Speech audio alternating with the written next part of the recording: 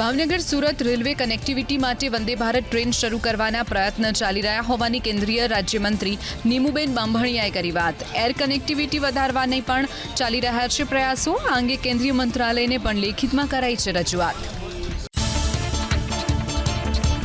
પાટણના ધારાસભ્ય ડોક્ટર કિરીટ પટેલે પરિવાર કાર્યકર્તાઓ અને મિત્રો સાથે મળી ઉત્તરાયણના પર્વની કરી ઉજવણી। અમારો પતંગ લૂંટવાનો પણ ઘણો પ્રયાસ થયો, પરંતુ પાટણની જનતા અને કોંગ્રેસે મારા પર વિશ્વાસ મૂક્યો છે, એટલે આજ સુધી મારો પતંગ કોઈ લૂંટી શક્યું નથી તેવો કર્યો કટાક્ષ।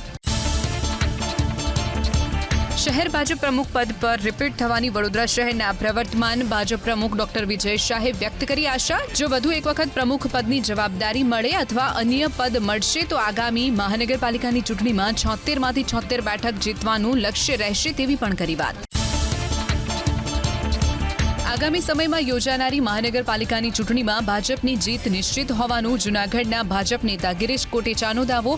આ સાથે મહેશગીરી બાપુ પર કર્યા આકરા પ્રહાર। ભૂતનાથ દાદા અને મા અંબા કાપી નાખશે મહેશગીરી બાપુની પતંગ।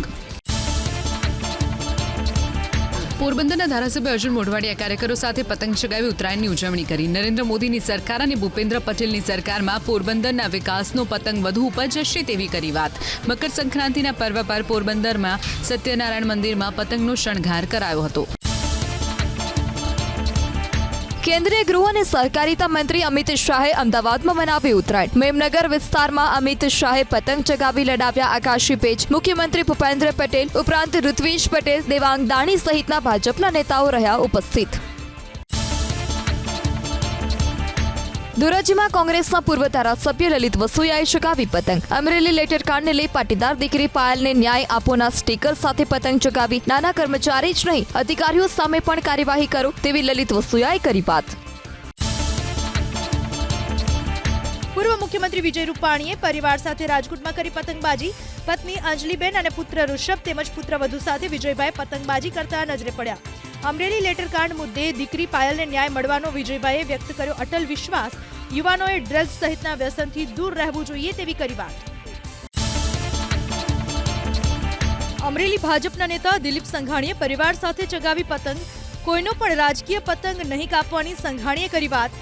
રાજકીય પેચબાજી પસંદ ન હોવાનો સંઘાણીનો દાવો। મોદી સાહેબ અને અમિતભાઈએ પતંગ બચાવી રાખ્યો હોવાની કરી વાત। અંદર પેચ ન લાગે તેનું ધ્યાન રાખવાની સંઘાણીની સલાહ।